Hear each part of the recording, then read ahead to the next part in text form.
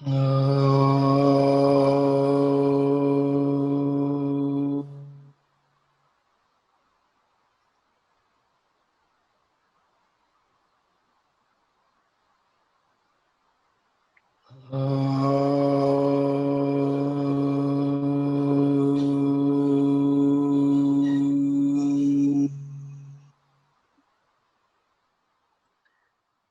को प्रणाम। सभी को प्रणाम का अर्थ है सबसे पहले उन लोगों को प्रणाम जिन्होंने हमें इसके लिए मजबूर किया है कि पुनः हम अपनी ओर लौटने का प्रयास कर सकें। किसने मजबूर किया है? जिन्होंने हमारे समक्ष चुनौतियां खड़ी की हैं, चाहे वह प्रकृति की हो या ज्ञान की हो। प्रकृति की चुनौतियां आपके सम्मुख हैं, जैसे आप देख पा रहे हैं, अनुभव कर पा रहे हैं। तो सबसे पहले तो उन चुनौतियों को प्रदान करने वाले लोगों को प्रणाम। उनको प्रणाम इसलिए कि समय रहते हुए हम अपनी प्रकृति को बचा सकते हैं। उन्होंने जो किया, उन्होंने जो हमें संदेश दिया, उसके माध्यम से। दूसरी चीज, ज्ञान परंपरा। ज्ञान परंपरा ये कहती है कि यदि कोई ज्ञान का मूल उद्देश्य बाधित हो रहा हो तो ये पता कैसे चलता है? ये पता ऐसे चलता है कि जब उसमें कार्य करने वाले लोग लगते हैं। तो मैं उन सब लोगों को प्रणाम करता हूं जो योग को व्यायाम के रूप में प्रस्तुत करने के लिए कार्य कर रहे हैं। तीसरा, मैं उन सबको प्रणाम करता हूं जो योग चिकित्सा के रूप में, विकल्प के रूप में प्रस्तुत करने का कार्य कर रहे हैं या प्रयास कर रहे हैं। उनके इस कार्य को भी साधुवाद।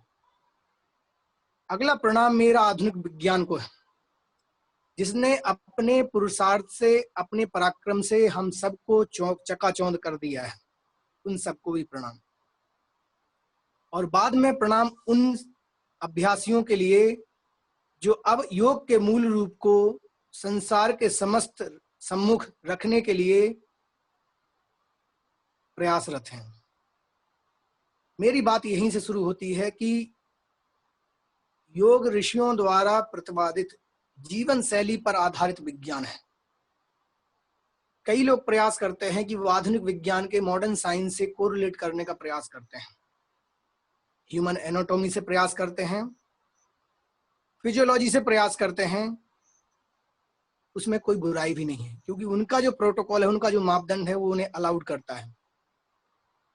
लेकिन इतने वर्षों के अध्ययन के उपरांत और प्रोफेशनल वर्ल्ड में रहने के उपरांत और चिकित्सा, मैं स्वयं एक 7 साल तक जे.आर.डी. टाटा फाउंडेशन में चिकित्सक के रूप में ओपीडी बैठता था। फिर प्रोफेशनल वर्ल्ड में, जहां पर योग का कौतूहल है, गोवा में पूरी दुनिया का केंद्र बिंदु है गोवा योग के रूप में, मैंने वहां काम किया। और सब काम करने के बाद जब मुझे अपने मूल स्वरूप को, योग को समझने का मौका मिला, तो मैं अपनी बात यहाँ पर रख रहा हूँ। वह यह है कि ऋषियों ने जो योग प्रतिपादित किया था, वो योग जीवन के शैली के रूप में प्रतिपादित किया था। जो विज्ञान दिया था, उन्होंने जीवन शैली के रूप में दिया था, ना कि विकल्प के रूप में। और जब भी हम विकल्प के रूप में ध्यान देते हैं इस विज्ञान को, योग के विज्ञान को, तो निश्चित रूप से हम इसके कौतूहल में ज्यादा ध्यान देते हैं, इसके प्रचार प्रसार पर हम ज्यादा ध्यान देते हैं बनाम जीने के। बिल्कुल, यदि आप वर्तमान परिदृश्य देखें तो संसार के समक्ष चुनौतियां खड़ी हैं, उनमें सबसे बड़ा कारण है राजनीतिक सत्ता की लोलुपता। और इस राजनीतिक सत्ता की लोलुपता में बहुत सारी विद्याएं प्रचारित तो हो रही हैं, लेकिन उनको जीने वाले लोगों की संख्या घट रही है। कारण क्या है? कि सबको इन पद्धतियों के प्रचार प्रसार से अपना आकर्षण जनता के सम्मुख रखना है, लोगों को अपने व्यापार खड़े करना है। लेकिन मैं आपसे एक छोटा सा निवेदन कर रहा हूं कि सांची बौद्ध भारती ज्ञान अध्ययन विश्वविद्यालय के योग विभाग ने ये निर्णय लिया है, इन ऑब्जेक्ट्स को तैयार किया है कि योग जीवन शैली के रूप में हमें विकसित करना है। उस ज्ञान परंपरा को भी जीवन शैली के रूप में ही हमें विकसित करना है। और उसके आयाम होंगे कि हमें हमारी संस्कृति के आधार पर जीवन शैली को देखना पड़ेगा। हमारे यहाँ आज भी खेत है, खलिहान है, पेड़ हैं, पौधे हैं, यदि हम मेट्रो सिटी की बात छोड़ दें तो आज भी हमारे पास प्राणायाम करने के लिए उपयुक्त स्थान है। हमारे पास एकांत जीवन जीने के लिए आज भी ऋषिकुल बनाने के स्थान है। लेकिन यदि एक दूसरे परिदृश्य में हम योग को देखते हैं, जहां से ये प्रेषित हो रहा है कि योग व्यायाम है, योग चिकित्सा है, वहां पर उनके पास मेट्रो सिटीज हैं, डेवलपमेंट है, लेकिन उनके पास प्राण नहीं है। आज भी उनके पास प्राण नहीं है, अच्छा आहार नहीं है। आज इतने सब कुछ के बावजूद भी यदि अमेरिका या अन्य यूरोपियन देशों की हम आहार व्यवस्था देखें तो आपको आश्चर्य होगा, बहुत अच्छी नहीं है। वो पैकेट फूड खाते हैं। और हम लोग क्या खाते हैं? हम लोग खेतों से उगी ही सब्जी तो खा रहे हैं, लेकिन उनके प्रभाव से मजबूरी में हमें इन खेतों की सब्जियों पर जहर फेंकना पड़ रहा है। जिस सब्जी के अंदर कीड़ा सरवाइव नहीं कर सकता, जो भिंडी आती है आजकल, भिंडी को देखेंगे बहुत चिकनी रहती है, हम उसको पसंद करते हैं, मार्केट से लाते हैं, सोचते हैं इसमें प्राण बहुत। आप आश्चर्य करिए कि जिसमें कीड़ा सरवाइव नहीं कर सकता, छोटा सा कीड़ा जो प्रकृति में हमारे साथ खड़ा होना चाहता है, सोचिए उस आहार के बदौलत हम कितने आगे चल पाएंगे, हमें समझना पड़ेगा। इसीलिए हमें योग के साथ साथ हमारी संस्कृति और सभ्यता के अनुरूप चूंकि योग विकसित हुआ है, तो इसलिए हमें अपनी संस्कृति, सभ्यता, अपनी खेती, अपना कर्म, इन सबको साथ में लेकर चलना पड़ेगा। नहीं तो हम योग अभ्यास करेंगे, आसनों की दौड़ रहेगी, आसन करने वालों की दौड़ रहेगी, प्राणायाम करने वालों की दौड़ शामिल होगी। 1-1 घंटे लोग प्राणायाम करते हैं, मैं देखा हूं, लेकिन प्राण नहीं रहेगा। जब प्राण ही नहीं रहेगा तो प्राणायाम से क्या मतलब है? जब हमारे यहाँ खेती ही हमारा मुख्य साधन नहीं रहेगा जीविकोपार्जन का, तो हमारा योग कैसे विकसित होगा जो ऋषियों ने अपनी परंपरा के साथ विकसित किया। इसलिए योग का मतलब सिर्फ ये नहीं कि भारत में पैदा हुआ। भारत की जो परिस्थितियां थी वो योग को पैदा करने के लिए सहायक थी, वो आज भी जिंदा हैं, और जो चली गई हैं उनको हम जिंदा कर सकते हैं। उसमें कोई व्यवधान नहीं, क्योंकि ये कोई ऐसी बात नहीं है योग विज्ञान कि जिसको हम ये सोचें कि नहीं वो हमारे अन्य चीजों जैसी हो। नहीं, जो दृष्टा था वो काल आबादित था। किसी भी काल में योग का रेलेवेंस उतना ही रहने वाला है जो पूर्व में था। इसीलिए हम ये नहीं कह सकते हमें लौटना पड़ेगा, नहीं लौटना नहीं पड़ेगा उस ओर, हमें वापस रिफॉर्म करना पड़ेगा, रिवाइज करना पड़ेगा अपनी चीजों को, और हम फिर देखेंगे कि हम योग की ओर बढ़ रहे हैं। तो इसकी शुरुआत कहाँ से करनी है? हमें ऐसा लगता है कि इसकी शुरुआत सबसे पहले जो हमें करनी है वो हमें शरीर से करनी है। और शरीर का योगदान कहाँ होता है? जब हम अपने कामों को करने के लिए तैयार होते हैं तो हमारा शरीर और मन दोनों साथ नहीं देता है। लेकिन जब व्यायाम करने की बात होती है, जिम करने की बात होती है, तो हम तैयार हो जाते हैं। लेकिन मैं आपसे कह रहा हूं कि हमारे जो दैनिक जीवन के कार्य हैं वही हमारा योग का सबसे सही स्थान है, सबसे सही स्थान है। जैसे हम अपने खेत में काम कर रहे हो, जैसे हम अपने विश्वविद्यालय में काम कर रहे हो, जहां पर हो वहां हम काम कर रहे हो, तो वहां सबसे पहले हमें शरीर से जुड़ना है। शरीर से जुड़ने का अर्थ है कि हमारी दिनचर्या में कम से कम खेती में खुरपी जानने के लिए समय हो, कुदाली और फावड़ा जानने के लिए समय हो, हमें पौधे कैसे लगाना है उनके जानने का समय हो, और हमें कैसे अपनी आहार व्यवस्था में परोसे जा रहे जहर को कम करना है, चाहे इस व्यवस्था में। तो हमें समझना पड़ेगा कि हमें अपनी आत्मनिर्भरता बढ़ाने के लिए हमें आत्मनिर्भर सोच को लाना पड़ेगा। अभी माननीय प्रधानमंत्री मोदी जी का जो है एक वक्तव्य था कि आत्मनिर्भर भारत, लेकिन आज की जब हम राजनीतिक सत्ता लोलुपता को या भोगवादी परंपरा को या सामाजिक संघर्षों को देख पा रहे हैं, तो ये आत्मनिर्भरता भी किसी ना किसी रूप में हमें समस्याओं के समाधान के रूप में नहीं दिखाई देती है। ऋषियों ने कहा इसके लिए, आत्मनिर्भरता के लिए, कि आत्मनिर्भर भारत के लिए साथ साथ हमें एक चीज बहुत आवश्यक है, वो है आत्मनिर्भर सोच। यदि हम आत्मनिर्भर सोच के साथ चलेंगे तो आत्मनिर्भर भारत का हम भोग कर पाएंगे। नहीं तो क्या होगा? क्या हम इस आत्मनिर्भर भारत के साथ सामाजिक संघर्ष, सत्ता की लोलुपता, प्रकृति का दोहन रोक पाएंगे? नहीं। हमें समझना पड़ेगा कि हमें किस दिशा में जाना है। तो योग हमें इस दिशा की ओर ले जाने के लिए तैयार कर सकता है। हमारी आत्मनिर्भर सोच हो, हमें शरीर से लगना पड़ेगा, हमें अपने कर्म में अनासक्ति भाव से लगना पड़ेगा। नहीं तो हम सब कुछ परिणाम की दृष्टि से ही करना चाहते हैं, हम सब भोगना ही चाहते हैं, हम सब कुछ पाना ही चाहते हैं, हम किसी को सौंपना नहीं चाहते, हम किसी को देना नहीं चाहते। और उसका कारण है कि हम इतने आसक्त हो चुके हैं कि हमारे अंदर हमारा ही दृष्टा समाप्त हो चुका है। हम अपने साक्षी नहीं रहे, और जब हम अपने ही साक्षी नहीं होंगे तो संतान उत्पत्ति होगी, संसार की उत्पत्ति होगी, लेकिन उस आसक्ति के चलते हुए हम निश्चित रूप से अनचाहे ही लोगों को दुख बांटेंगे। आज देखिए, यदि राजनीतिक हम परिदृश्य देखें, चूंकि योग का संबंध हर क्षेत्र से है, राजनीतिक परिक्षेत्र में कहीं ना कहीं भ्रष्टाचार, चाहे पुत्र मोह हो, चाहे धन लोलुपता हो, इस रूप में देखने को मिलती है। लेकिन यदि इन समस्याओं का समाधान हम सिर्फ और सिर्फ प्रवचनों के माध्यम से वैचारिक स्तर पर करना चाहेंगे तो संभव नहीं दिखाई देगा। शास्त्रों के अध्ययन के आधार पर करना चाहेंगे तो संभव नहीं दिखाई देगा।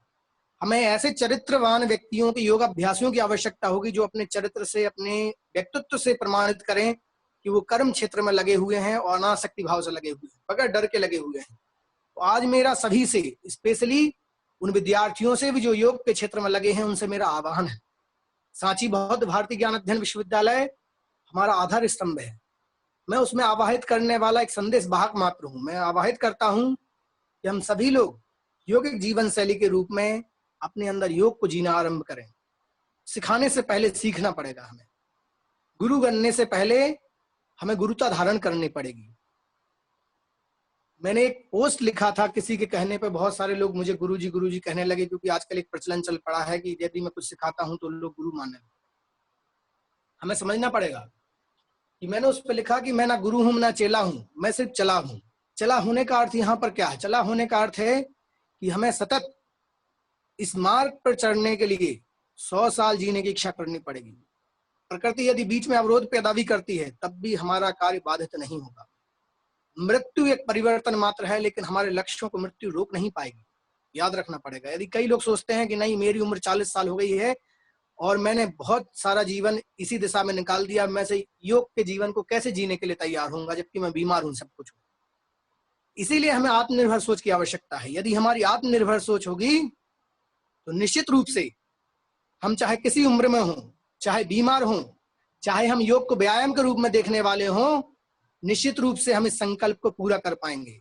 इसलिए आत्मनिर्भर सोच की इस समय की आवश्यकता है। आत्मनिर्भर सोच के साथ ही जब हमारा आत्मनिर्भर भारत खड़ा होगा तभी सही मायनों में हमारे पायदान स्थिर होंगे। नहीं तो आत्मनिर्भर भारत में भी बहुत सारे पायदान ऐसे हैं जो सामाजिक संघर्षों के चलते हुए हिल रहे हैं, डुल रहे हैं। कहीं ना कहीं भविष्य फिर से हमें उसी संकट की ओर धकेल रहा है जिससे हम आज पीड़ित हैं और हम परेशान हैं। इसीलिए हमें प्रकृति से एकाकार होने के लिए योग को हठ योग तक सीमित ना करते हुए हमें कर्म में उतारना पड़ेगा, और इसकी शुरुआत हमें अपने शरीर से करनी पड़ेगी। इसलिए मैं बार बार आवाहित कर रहा हूं कि इस समय आवश्यकता है हमें आत्मनिर्भर बनने की। शरीर के दृष्टिकोण से, वैचारिक दृष्टिकोण से हमें आत्मनिर्भर बनने की आवश्यकता शास्त्रों से। और शास्त्रों से यदि हम आत्मनिर्भर बनना चाहते हैं तो निश्चित रूप से हमें शास्त्रों के कुछ व्यवहारिक परिप्रेक्ष्य खड़े करने पड़ेंगे। व्यवहारिक परिप्रेक्ष्य खड़े करने का क्या अर्थ है? हम योग को जिए, पहली शर्त।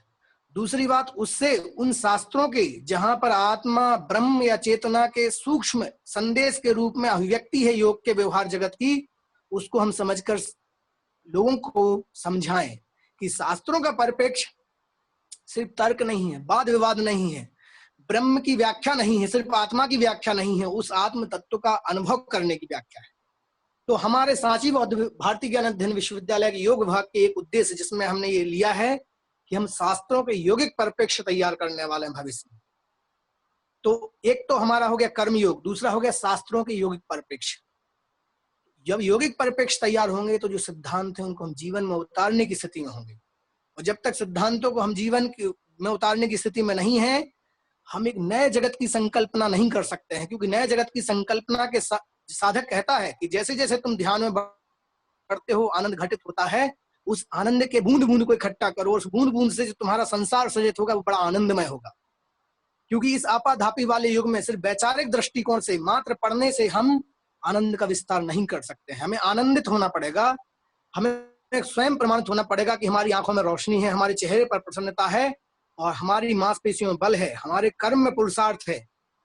नहीं तो सिर्फ प्रवचन, आत्मा प्रवचन से नहीं मिलती है, और आत्मा का जो प्राकृतिकरण है वो हमारे ही अंदर होता है। ईश्वर का जो प्राकटीकरण होता है वो हमारे अंदर होता है। इसीलिए जब स्वामी निरंजन से किसी ने पूछा कि क्या योग से ईश्वर को मिलता है, तो उन जानबूझकर उन्होंने ये उत्तर दिया कि योग से ईश्वर का वास्ता नहीं है। क्योंकि जब हम योग से ईश्वर का वास्ता खोजने का बौद्धिक स्तर पर प्रयास करते हैं तो ईश्वर को अलग समझने के प्रयास करते हैं, जबकि ईश्वर तो अभिव्यक्त होता है हमारे व्यवहार से। तो हमें समझना पड़ेगा कि इस समय सामूहिक प्रयत्न से हमें ईश्वर को अवतरित करना पड़ेगा, हमारे व्यक्तित्व के माध्यम से, हमारी साधना के माध्यम से, हमारे कर्म के माध्यम से। और जब ईश्वर अवतरित होगा, जब जब हो धर्म की हानि, बाढ़े असुर अधम अभिमानी, तब प्रभु का जन्म होता है। तो इस रूप में हमें प्रभु को जन्म देना पड़ेगा, साधना के रूप में हमें अपने जीवन को प्रमाणित करना पड़ेगा, तभी हम ईश्वर को अवतरित कर पाएंगे इन समस्याओं के समाधान के लिए। नहीं तो दूर दूर तक प्रकृति का समाधान देने के लिए, प्रकृति को पुनर्स्थापित करने के लिए, प्रकृति की समस्याओं को सुलझाने के लिए कोई तैयार नहीं है, क्योंकि उसकी स्वयं की भूमिका नहीं है। हर व्यक्ति चाहता है कि प्रकृति सुरक्षित हो, संवर्धित हो, लेकिन आज क्यों प्रकृति को ही जिम्मेवारी वहन करनी पड़ी? क्योंकि हमने ईश्वर के अवतरण के लिए मार्ग बंद कर रखा है, और ईश्वर वहां अवतरित होता है जहां पर हम आनंदित होते हैं। तो हम एक आनंद के युग की कल्पना कम से कम योग और ध्यान से कर सकते हैं, उनके अभ्यासों के साथ कर सकते हैं। तो मैं साधकों से आह्वान कर रहा हूं कि अपने ध्यान को अपने जीवन का अंग जरूर बनाएं। और ध्यान तभी होगा जब श्रम होगा शरीर से। याद रखिएगा, सिर्फ ध्यान मात्र में बैठने से, आधे घंटे आंखें बंद करने से ध्यान घटित नहीं होगा। कर्म से चित्त शुद्धि होगी, अनासक्ति से चित्त पर स्थिरता आएगी लंबे समय तक बैठने की, विषयों के अभाव के साथ। और जब विषयों का अभाव होगा और लंबे समय तक हम बैठेंगे, तो उसका प्रभाव सीधे तौर पर हमारे कर्म में दिखेगा, और ऐसा लगेगा जैसे भारतवर्ष में पुनः एक ईश्वर का अवतरण हो गया है। तो इसलिए हम आप सबसे एक विनम्र अनुरोध करते हैं, और मैं स्वयं अपने आप से अनुरोध करता हूं, आप में मैं भी शामिल हूं, कि हम सब इस योग मार्ग को जीने का प्रयास करें, इस परंपरा को निर्वहन करें। सिर्फ प्रचार प्रसार तक सीमित ना रहें, क्योंकि प्रचार प्रसार के साथ कई सारी चीजें हम ऐसी परोस देते हैं जिससे हमारे मूल उद्देश्यों पे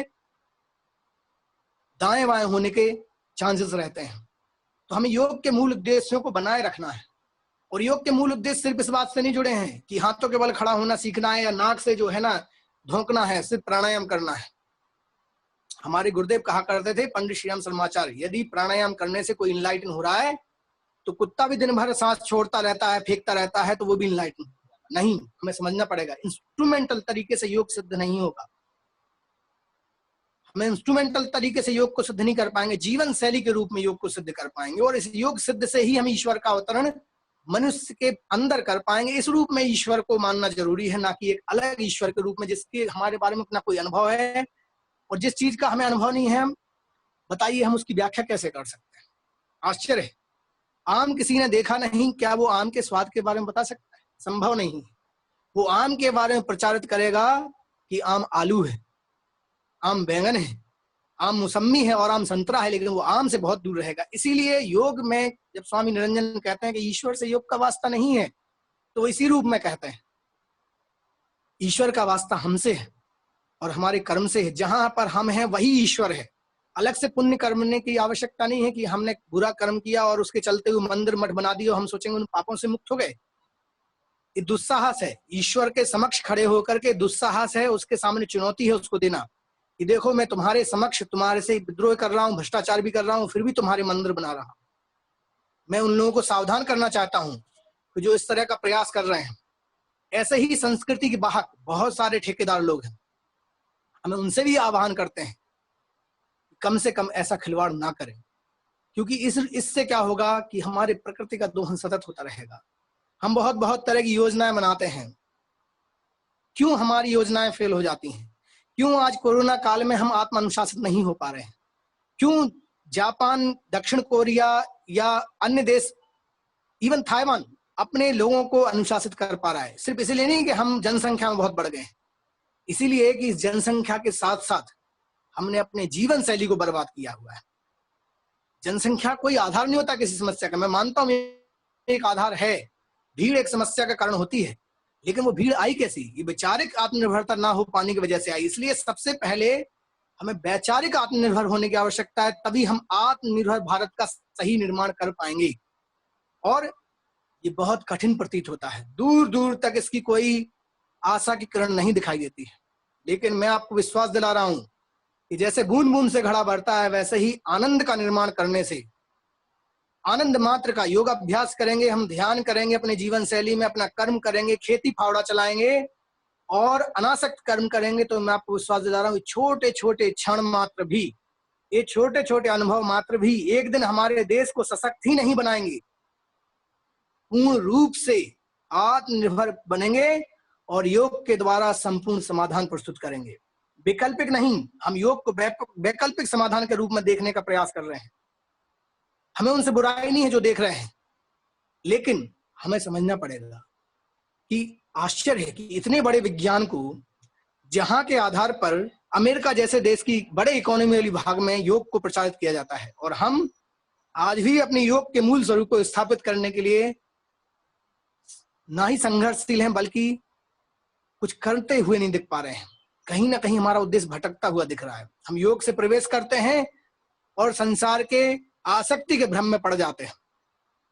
इसलिए हमें बिल्कुल तत्पर रहना पड़ेगा, और इसलिए नहीं कि हमें नौकरी करनी है, इसलिए नहीं कि हमें नेट पास करना है योग में, इसलिए नहीं कि हमें रोजगार प्राप्त करना है योग से। मैं आपको आश्वासन दे रहा हूं, किसी भी कर्म में यदि आनंद होगा तो वो कर्म आपको उतना प्रदान कर देगा। योगक्षेम वहाम में हम प्रभु कह रहे हैं ना कि तुम मुझसे जुड़ो, मैं तुम्हारे योगक्षेम की व्यवस्था कर दूंगा। और वो एक योगक्षेम लाखों रुपए की उस धनवान व्यक्ति से अच्छा है जो सब कुछ होने के बावजूद भी अस्थिर चित्त भटक रहा है। इसीलिए योगक्षेम वहाम में हम, ईश्वर यदि योगक्षेम की व्यवस्था हमारे योग अभ्यासों के साथ कर रहा है, मैं आपको आश्वासन देना चाहता हूं कि जिस दिन हमारे देश में खेती करने वाला, सब्जी बेचने वाला, जुलाहा और अन्य इत्यादि काम करने वाले समस्त योगिक जीवन को शामिल करेंगे, तभी हम सही मायनों में योग का विकास कर पाएंगे। सिर्फ योग के सर्टिफिकेट पैदा कर देना, पाठ्यक्रम बना देना पर्याप्त तो नहीं है। हम पाठ्यक्रम चलाते हैं, लेकिन हमारी योगिक जीवन शैली के आधार पर कहीं किसी विश्वविद्यालय में आज तक ना योगशाला है और ना ही आहार व्यवस्था है। एक छोटा सा प्रयास, एक साहस हमने सांची बौद्ध भारती ज्ञानाध्ययन विश्वविद्यालय में किया है कि हम योग के अभ्यास, योग के प्रकृति के अनुकूल माहौल में पैदा करेंगे। इसलिए छोटा सा किंचित प्रयास किया था, लेकिन कई बार किंचित प्रयास भी एक बड़ा रूप आकार ग्रहण कर लेते हैं। इसलिए हम ये ना डरें कि अरे हमारा प्रयास तो छोटा है, हम कितनी योगशालाएं देश में बनाएंगे, कितने विश्वविद्यालय योग की शालाओं को अडॉप्ट करेंगे, कितने लोग वेजिटेबल गार्डन घर में बनाएंगे, जो हमारे सांची विश्वविद्यालय का उद्देश्य है। मैं आपको आश्वासन दे रहा हूं कि हमें आरंभ करना पड़ेगा। भद्रम कर्णे विसृणयाम देवा भद्रम पश्येमाक्ष विजत्राः। हमें उनके सामने, आंखों के सामने भद्रता को किसी ना किसी रूप में स्थापित करना पड़ेगा। हमें भद्रता की चीजें सुनने के लिए सबके सम्मुख चीजों को इकट्ठा रखना पड़ेगा। यदि ये विचार मर जाएगा कि हमें मूल स्वरूप को हमें जिंदा रखना है योग का, तो निश्चित रूप से एक दिन योग का मूल स्वरूप इस मानव जाति की प्रकृति से बिल्कुल गायब हो सकता है। लेकिन ऐसा होगा नहीं, क्योंकि सनातन का अर्थ ही यहाँ पे ये हो गया। सनातन का अर्थ किसी व्यक्ति विशेष से नहीं है, किसी जाति विशेष से नहीं है, किसी धर्म विशेष से नहीं, किसी राष्ट्र विशेष से भी नहीं है। याद रखना हमेशा, जो विद्यार्थी हमारे योग सीख करके गोवा में गए हैं, जब वो मरते हैं तो भारतीय जीवन शैली के हिसाब से, योगिक जीवन शैली के हिसाब से मरना पसंद करते हैं।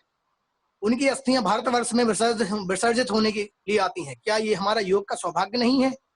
निश्चित रूप से योग का सौभाग्य है। मैं एक प्रोफेसर को जानता हूं, इसी कारण से मैं उनका नाम नहीं लूंगा, लेकिन मैं आपको बता दूं कि वो कम्युनिस्ट विचारधारा से, लेकिन जब उनके पिताजी का देहांत होता है तो वो भारतवर्ष में उनकी अस्थियां लेकर के आते हैं। क्या ये विचारधारा हमारी उस सनातन चीजों को मार पाएगी? नहीं, कोई भी विचारधारा हमारी योगिक जीवन शैली के साथ मुकाबला इसलिए नहीं कर पाएगी क्योंकि हमारा हित मानवीयता के कल्याण में है, और कल्याण ही इस प्रकृति का सत्य है। सदियां इस बात की गवाह है कि जहां जहां समस्याएं पैदा हुई हैं, वहां एक एक व्यक्ति के अंदर ईश्वर का अवतरण हुआ है, उसने समस्त को बदला है, बदल सका है। इसीलिए सांची बौद्ध भारती ज्ञानाध्ययन विश्वविद्यालय आप सबको आवाहित करता है कि इस ईश्वर के अवतरण में योगिक जीवन शैली के साथ हम अपने लिए, अपने परिवार के लिए, अपने आसपास के व्यक्तियों के लिए सही रूप में प्रदान करने का प्रयास करें। और जो लोग प्रयास कर रहे हैं उनके साथ जुड़ने का प्रयास करें, उनके साथ भागीदारी करें, क्योंकि किसी ना किसी रूप में जब योगिक जीवन शैली विकसित होगी तो सबको इसका फायदा मिलने वाला है। जैसे नदी बहती है, लोग सोचते हैं कि नदी का सिर्फ अर्थ प्यास बुझाना नहीं, गंगा नदी का अर्थ प्यास बुझाना नहीं है, उसका अर्थ है समंदर से मिलना है। ऐसे ही योग व्यक्ति जो भी जीवन शैली के रूप में करेगा, मैं आपको आश्वासन दे रहा हूं विश्वास दे रहा हूं कि वो बाय डिफॉल्ट अनचाहे ही स्वास्थ्य का लाभ उठा लेगा। लेकिन सिर्फ यदि हम योग को चिकित्सा के रूप में, व्यायाम के रूप में ही विकल्प के रूप में रखेंगे, तो ये जो नदी से समंदर का मिलना है, जो अपने ही अंदर आनंद के स्रोत हैं, समंदर हैं, उनसे हमें मिलना है। और जब उनसे मिलेंगे तो हम अपने व्यक्तित्व से, कृतित्व से और अपनी उपस्थिति मात्र से ही लोगों का अभिभूत कर देंगे, आनंदित कर देंगे। इसलिए पुनः एक बार आवाहित करते हुए आपको मैं अपनी वाणी को विराम देना चाहूंगा। आपने हमें सुना, आपका बहुत बहुत साधुवाद, बहुत बहुत धन्यवाद कि आप यहाँ पर हमारे सम्मुख उपस्थित हुए। हमारे माननीय कुलपति महोदय जी भी हमें संदेश देने के लिए उपस्थित हुए। अपनी तरफ से अभी इस सेशन का अंत नहीं होने जा रहा है, लेकिन मैं अपनी वाणी को विराम देने से पहले आप सभी उपस्थित जनों के अंदर व्याप्त उस ईश्वर को प्रणाम करते हुए, उस परम तत्व को ध्यान में रखते हुए ओमकार नाद के साथ अपनी वाणी को विराम देना चाहूंगा। सभी लोग कमर सीधी कर लें, आंखें बंद कर लें और 3 बार ओमकार का नाद करें और इन संकल्पों को मन में धारण करें जो आपने सुने हैं। आत्मनिर्भर सोच ही हमारे आत्मनिर्भर भारत के साथ सही मायने में खड़ी होगी, हमें याद रखना पड़ेगा। आंखें बंद, ओमकार का नाद।